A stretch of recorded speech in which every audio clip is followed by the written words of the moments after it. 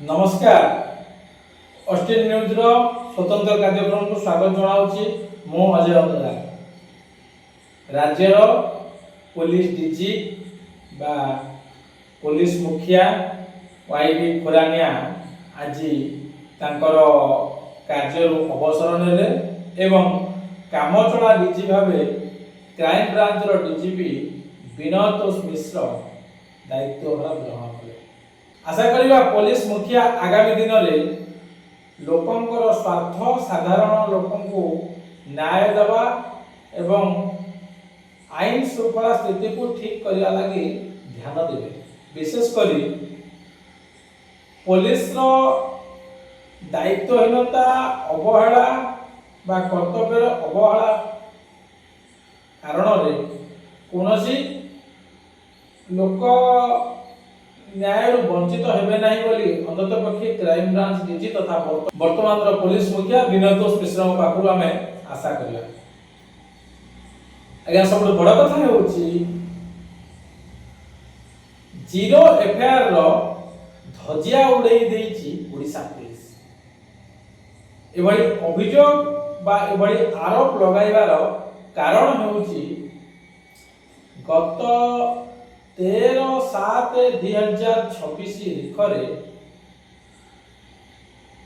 जाजपुर जिला बड़चना निर्वाचन मंडली विष्णु सामंतराय महाविद्यालय अध्यक्ष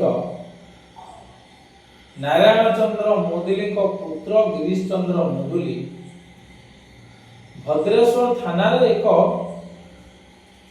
एफआईआर देले। घटनार गंभीरता को एवं गुरुत्व को अनुभव करी मामला को जीरो एफआईआर रे परिणत करागला बा जीरो एफआईआर भाबे रुजु करागला बा से देइथिबा एप्लीकेशन बा आवेदन को जीरो एफआईआर भाबे ग्रहण करागला। आज्ञा ओडिशा कोन सारा भारत वर्ष रे खूब कम जीरो एफआईआर ग्रहण करा जाय एवं जीरो एफआईआर एही क्षेत्र रे ग्रहण करा जाय जे जो घटनार संवेदनशीलता थाए एवं घटनार गंभीरता और गुरुत्व को लक्ष्य करा जाए एवं घटनाटी यदि संपृक्त थाना बा निर्दिष्ट जुडिफिकेशन न घटी थाए जेकोसी पुलिस स्टेशन रे जीरो एफआईआर भावे मामला को बा एतला को रुजु करा जाय परिबो एवं तार भेरी नेक्स्ट 24 घंटा मध्य घटना को संपृक्त थाना को बा जो थाना जुडिफिकेशन रे घटी दो सेटा को विदा करा जाय एवं जहाँ इन्वेस्टिगेशन प्रक्रिया तदंत प्रक्रिया होता है ताको मध्य दिया जाए एवं परवर्ती समय रे कोन हुए ना से मामलाटा पुनर्बार संपृक्त थाना रे एक नूतन पंजीकृत करा जाए एवं आधार बेसिस में करा जाए। लक्ष्य एवं उद्देश्य रहता है जे किभली भाबे घटना को गुरुत्व देवा एवं घटना को गुरुत्व दे तुरंत न्याय देवा दिगरे त्वरित करिया। ये तमाम कथा है तमाम घटना उठाइबार आलोचना करियार मुख्य लक्ष्य एवं उद्देश्य होउची जाजपुर जिलार पूर्वतन एसपी विनीत अग्रवाल एवं वर्तमान कटक ग्रामांचल एसपी विनीत अग्रवाल जानिबा दरकार जे भद्रेश्वर थाना आईआईसी एतला को जेतले रुजु करिसंती बा जो एफआईआर को जीरो एफआईआर भाबे ग्रहण करिसंती ताहा 13/7/26 रे मामला होइथिले मध्य बड़चना थाना को आसीबा लागि 19 तारिख पर्यंत लागिछि अर्थात 6 दिन समय लागिछि एवं बड़चना थाना रे पुनर्बार जे रोगति बड़चना थाना अधिकारी घटना को नूतन भाबे पंजीकृत करी मामला रुजु करथिले एवं घटना रे जदियो लेखा जायछि जे कॉलेज रो पूर्वतन अध्यक्ष पवित्र मोहन महाला को लागि एतलाकारीकर पिता विषपान करिवा एवं ताकु सब बळे चापग्रस्त पकाउथिले बा कॉलेज शिष्यार दस्तखत करनथले कॉलेज रो किछि अनियमितता हितला या दर्शा जायतला जार एडमिनिस्ट्रेटिव पार्ट बा एडमिनिस्ट्रेटिव इंक्वायरी पार्ट बटना थाना को दिया जायछि बोली बटना थाना अधिकारी जणाइथिले।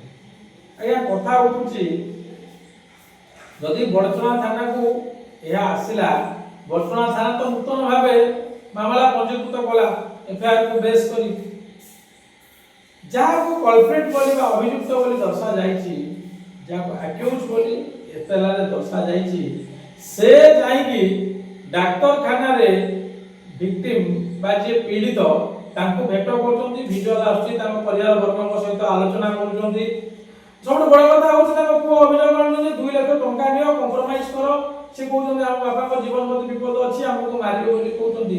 କିନ୍ତୁ ପୋଲିସ ଏ ଯୋଉ ଭଦ୍ରେଶ୍ୱର ଥାନା ଆଇଆଇସି ଏବଂ ବଡ଼ଚଣା ଥାନା ଆଇଆଇସି ଏମିତି ଗୋଟି ଚଳାଇଛନ୍ତି। ବଡ଼ଚଣା ଆଇଆଇସି କହୁଛନ୍ତି ଯେ ଭଦ୍ରେଶ୍ୱର ଥାନା ଆଇଆଇସି ଆଡମିନିଷ୍ଟ୍ରେଟିଭ ପାର୍ଟ ଆମକୁ ଦେଇଛନ୍ତି, ଯୋଉ ବିଷ ଖାଇଛନ୍ତି ବା ପବିତ୍ର ମୋହନ ମାହାଲାଙ୍କ ପାଇଁ ନାରାୟଣ ଚନ୍ଦ୍ର ମୁଦୁଲି ବିଷ ଖାଇଛନ୍ତି ଏବଂ ତାର ସେ ଯୋଉ ତାଙ୍କର ମାଜିଷ୍ଟ୍ରେଟକୁ ନେଇକି ଯୋଉ ବୟାନ ଆଣିଛନ୍ତି, ଡେଥ୍ ଡିକ୍ଲାଇନ୍ ଯୋଉଟା କହୁଛନ୍ତି ମୃତ୍ୟୁକାଳୀନ ଜମାନବନ୍ଦୀ ଯୋଉ ବୟାନ ଆଣିଛନ୍ତି ତାକୁ ଆମର ହସ୍ତଗତ କରିବୁ। ଆଉ ଯଦି ଆବଶ୍ୟକ ପଡ଼େ ଭଦ୍ରେଶ୍ୱର ଥାନା ଆଇଆଇସି ପବିତ୍ର ମୋହନ ମାହାଲାକୁ ବାନ୍ଧିବେ, କିନ୍ତୁ ଆମେ ବାନ୍ଧିବୁ ନାହିଁ, ହାତ ମାରିବୁ ନାହିଁ, ଆଉ ଆମେ ସହଯୋଗ କରିବୁ। ବଡ଼ କଥା ହେଉଛି ଘଟଣା ଯେତେବେଳେ ବଡ଼ଚଣା ଥାନାକୁ ଆସୁଛି, ବଡ଼ଚଣା ଥାନା ଅଧିକାରୀଙ୍କ ହାତ ବାନ୍ଧିଛି କିଏ?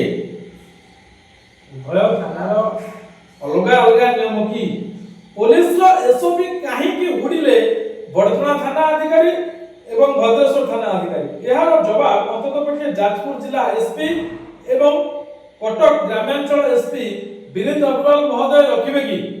ଯେତେବେଳେ ଡବଲ ଇଞ୍ଜିନ ସରକାର ତ୍ୱରିତ ନ୍ୟାୟର କଥା ଆମେ କହୁଛନ୍ତି, କଥା କଥାକେ ଆମେ ପେପରଲେସ୍ ଟ୍ରାଞ୍ଜାକ୍ସନ କରୁଛୁ, ଡିଜିଟାଲ ଟ୍ରାଞ୍ଜାକ୍ସନ କରୁଛୁ, ଆମେ ତ୍ୱରିତ ନ୍ୟାୟ ଦେବୁ, ସେତେବେଳେ ଜିରୋ ଏଫଆଇଆର ଭଳି ଏକ ସମ୍ବେଦନଶୀଳ ଘଟଣାର ଧଜିଆ ଉଡ଼େଇ ଦେଇଛନ୍ତି ଉଭୟ ପୁଲିସ।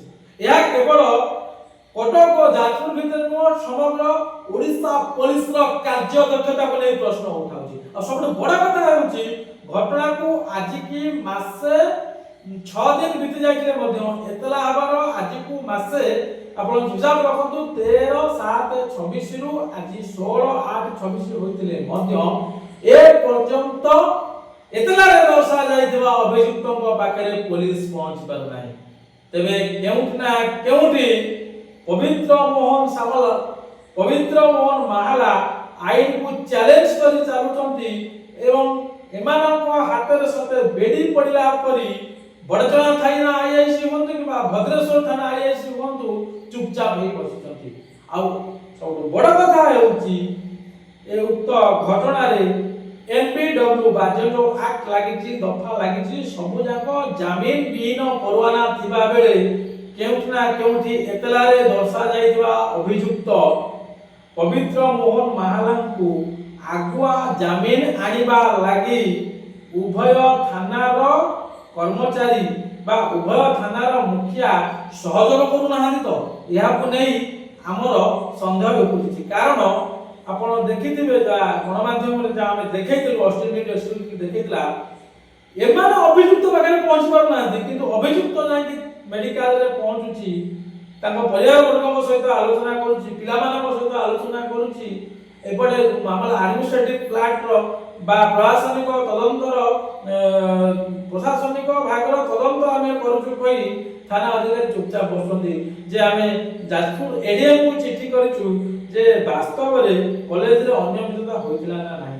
ଆଜ୍ଞା ସେ ପରା ନିଜେ ହାତ କାଟି ତାଙ୍କ ସୁଇସାଇଡ ନୋଟରେ ଲେଖିଛନ୍ତି ଯେ ମୋ ମୃତ୍ୟୁ ପାଇଁ କଲେଜର ପୂର୍ବତନ ଅଧ୍ୟକ୍ଷ ପବିତ୍ର ମୋହନ ମାହାଲା କେବଳ ଆଉ କେବଳ ଏକମାତ୍ର ସେ ହିଁ ଦାୟୀ।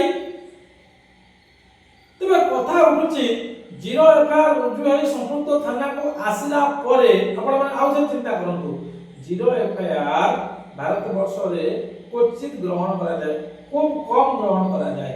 জিরো এফআইআর কহিলে ଯେଉଁ ଘଟଣାର ଗମ୍ଭୀରତା ଥିବ, ସମ୍ବେଦନଶୀଳତା ଥିବ, ଯଦି ସମ୍ପୃକ୍ତ ଜୁଡିସିକେସନରେ ଅଭିଯୋଗକାରୀ ପହଞ୍ଚି ପାରୁନାହାନ୍ତି, ସେ ଯେଉଁଠି ଥାଇକି ସେ ଥାନାରେ ଭାରତ ବର୍ଷରେ, ଓଡ଼ିଶାରେ ନୁହେଁ, ଭାରତ ବର୍ଷରେ ଯେକୌଣସି ସ୍ଥାନରେ ଥାଇକି ସେ ଏଫଆଇଆର କରିପାରିବେ ଏବଂ ତାର 24 ଘଣ୍ଟା ମଧ୍ୟରେ ସମ୍ପୃକ୍ତ ଥାନାକୁ ବା ସେ ଅଭିଯୋଗକାରୀ ଯେଉଁ ଘଟଣା ବା ଯେଉଁ ଜାଗାକୁ ଦର୍ଶାଇଥିବେ ସେଟା ଯାଇ ପହଞ୍ଚିବାର ପ୍ରାଧିକରଣ ରହୁଛି, ନିୟମ ରହୁଛି। କିନ୍ତୁ ଏ ଖୁଲମଖୁଲା ଭାବେ ଜିରୋ ଏଫଆଇଆର ଧଜିଆ ଉଡ଼େଇ ଦେଇଛନ୍ତି।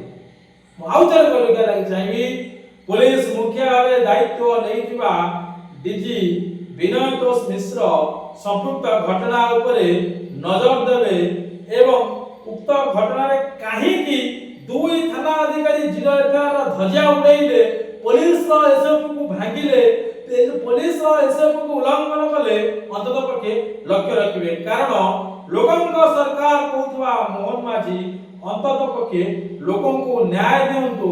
ସାଧାରଣ ଲୋକଙ୍କର ଆଇନ ଓ ପ୍ରଶାସନିକ ବ୍ୟବସ୍ଥା ଉପରୁ ଭରସା ନ ତୁଟୁ।